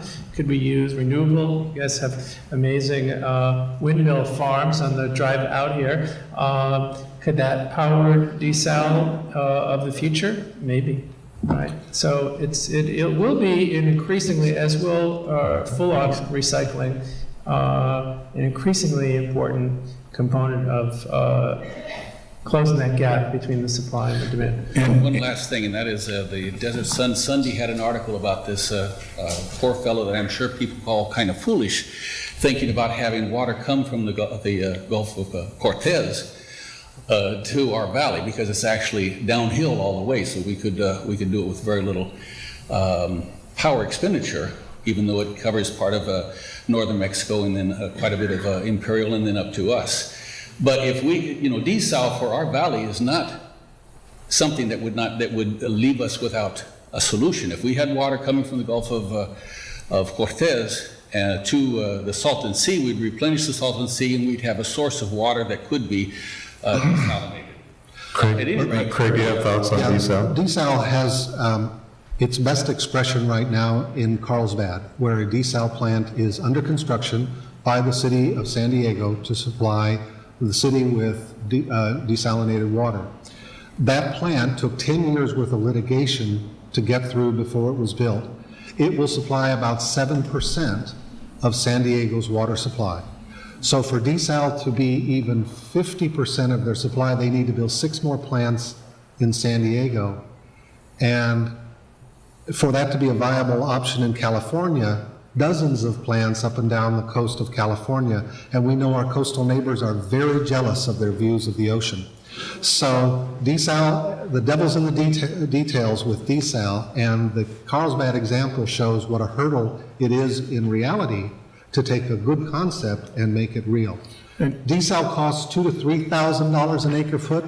Most water right now in the market's $300 to $600 an acre foot. So it's also very, very expensive. It could be it's not the magic bullet.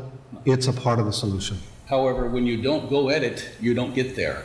I understand There are that. all kinds of power plants and sewer plants and so forth up and down the coast, on the coast of California. Beautiful one where I used to live in Westchester. Carlsbad was the first one, took 10 years of litigation, and it's 7% of San Diego's water supply. Those are the facts that make this one part of the solution, but it's no magic bullet. All right, the desal's not a magic bullet, but what you do wind up with is we just conserve to nothing.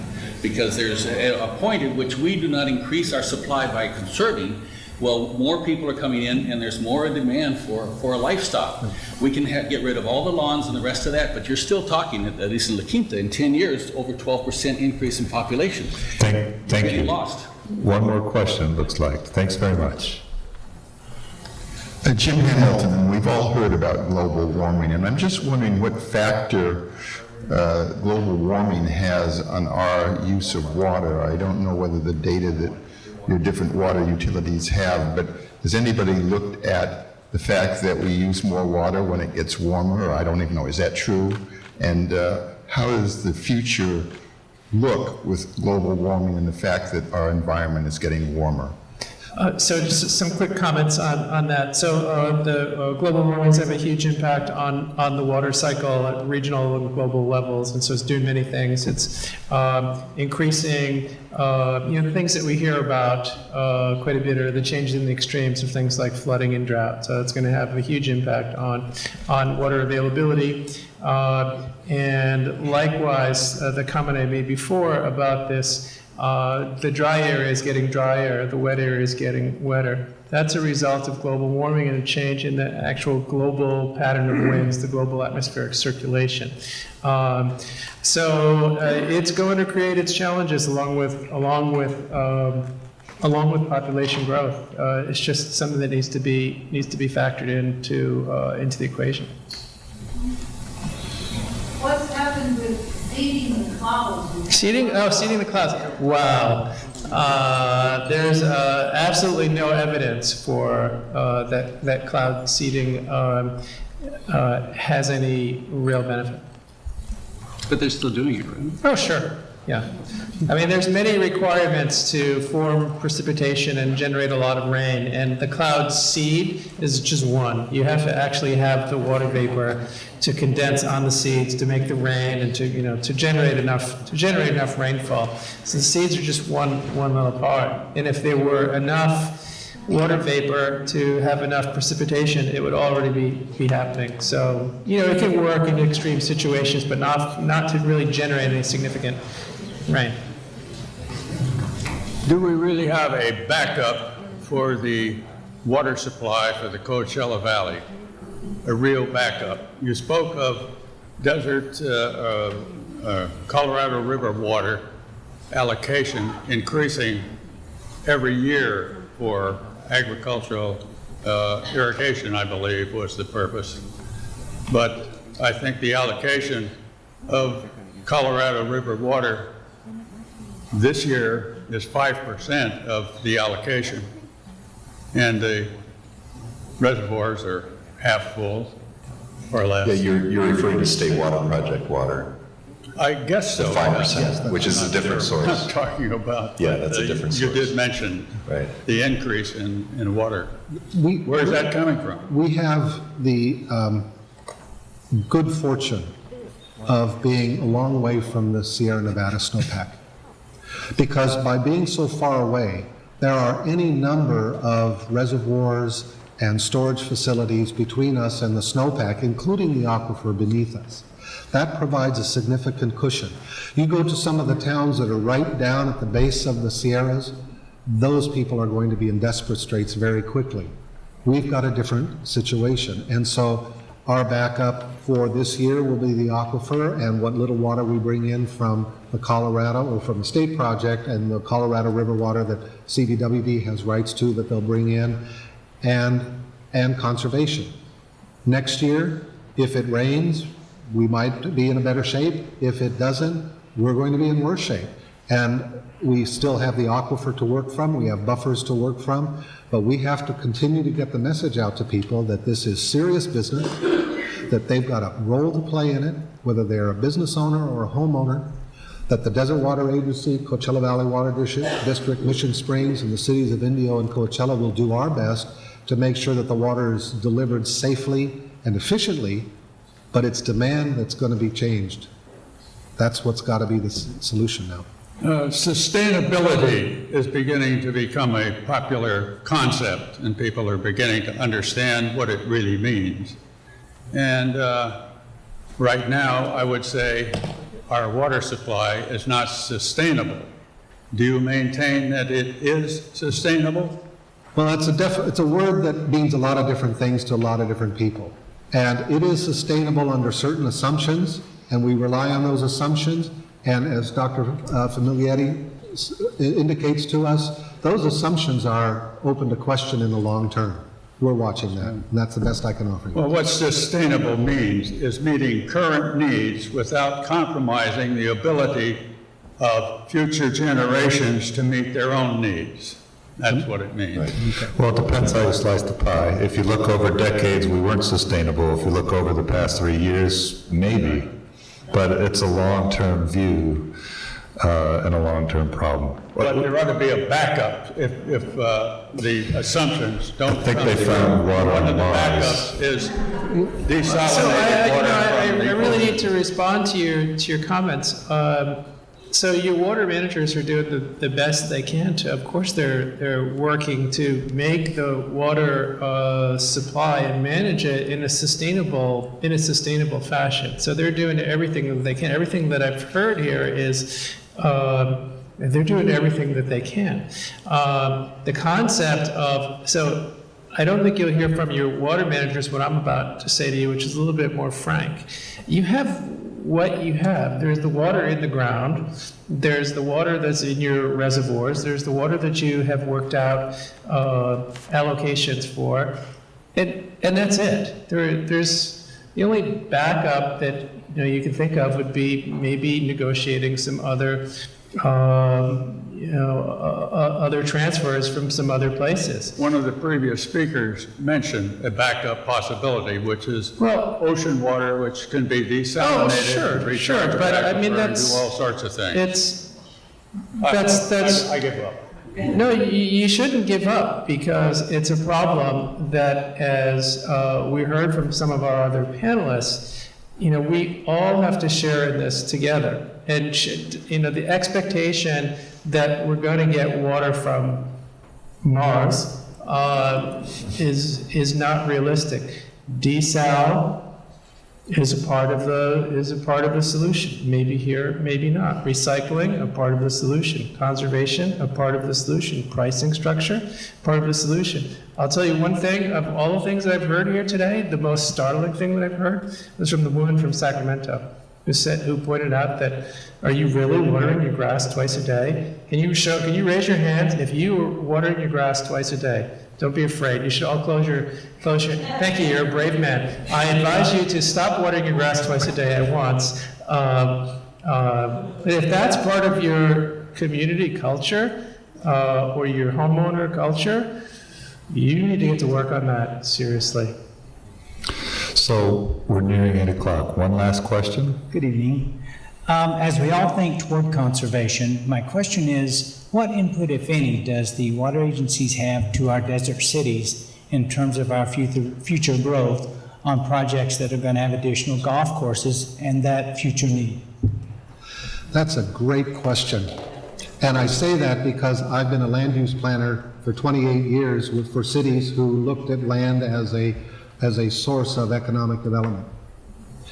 And water was rarely a part of the calculus that I operated under as a planning director in Northern California and Southern California. Water was not an issue.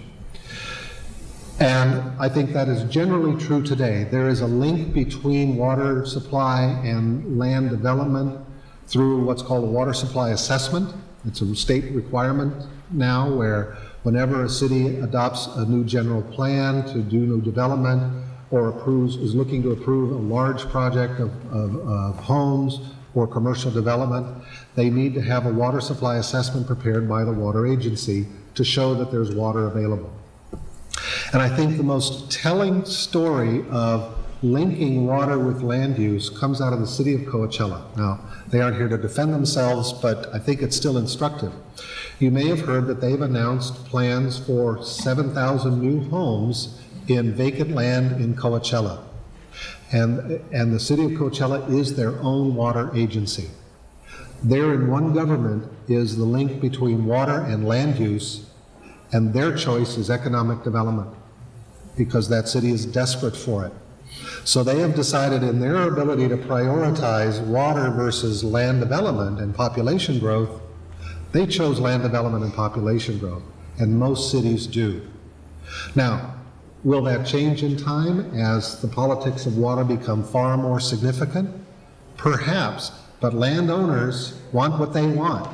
And when they're ready to develop, city councils have a tough time saying no. They'll turn to the water manager and say, find the damn water.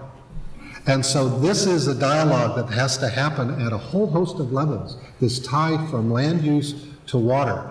But water agencies are not land use developers, cities and counties are. And there is an important dialogue. And I think Stanford has been having some dialogues with water agencies over this link between land use and water, because I think that's a conversation that we're just beginning to have, but it's going to become one of the most important ones going forward. But I'm going to come back to what I mentioned that we do in Mission Springs Water District, and that is I mentioned our landscape guidelines, which we require infill to comply with. Then on top of that, we also make sure we have compliance by the contractor. And we don't just look at the large developments, which is the 610 and 221 analysis that Craig is referring to. We require even infill. You come in with one lot, you go through the landscape plan review, and we require that you put in drought-resistant landscape on everything. And that's a state requirement for all landscaping. It's a water-efficient landscape law out of California. Desert Water does landscape review, but we don't, and Coachella Valley probably does it as well. Indio, it's a state law that landscaping be reviewed for reduced water use. But the state law says only, 4 or 5 units and above. And I'm talking about this question of population control through land use planning.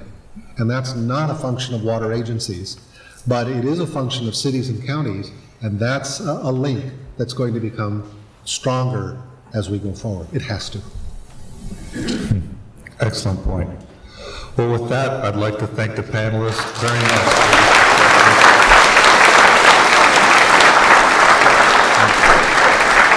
I appreciate you coming out and we'll be writing more on this. You can rest assured. Well, Thank you. Thanks, Andrews. Water will be an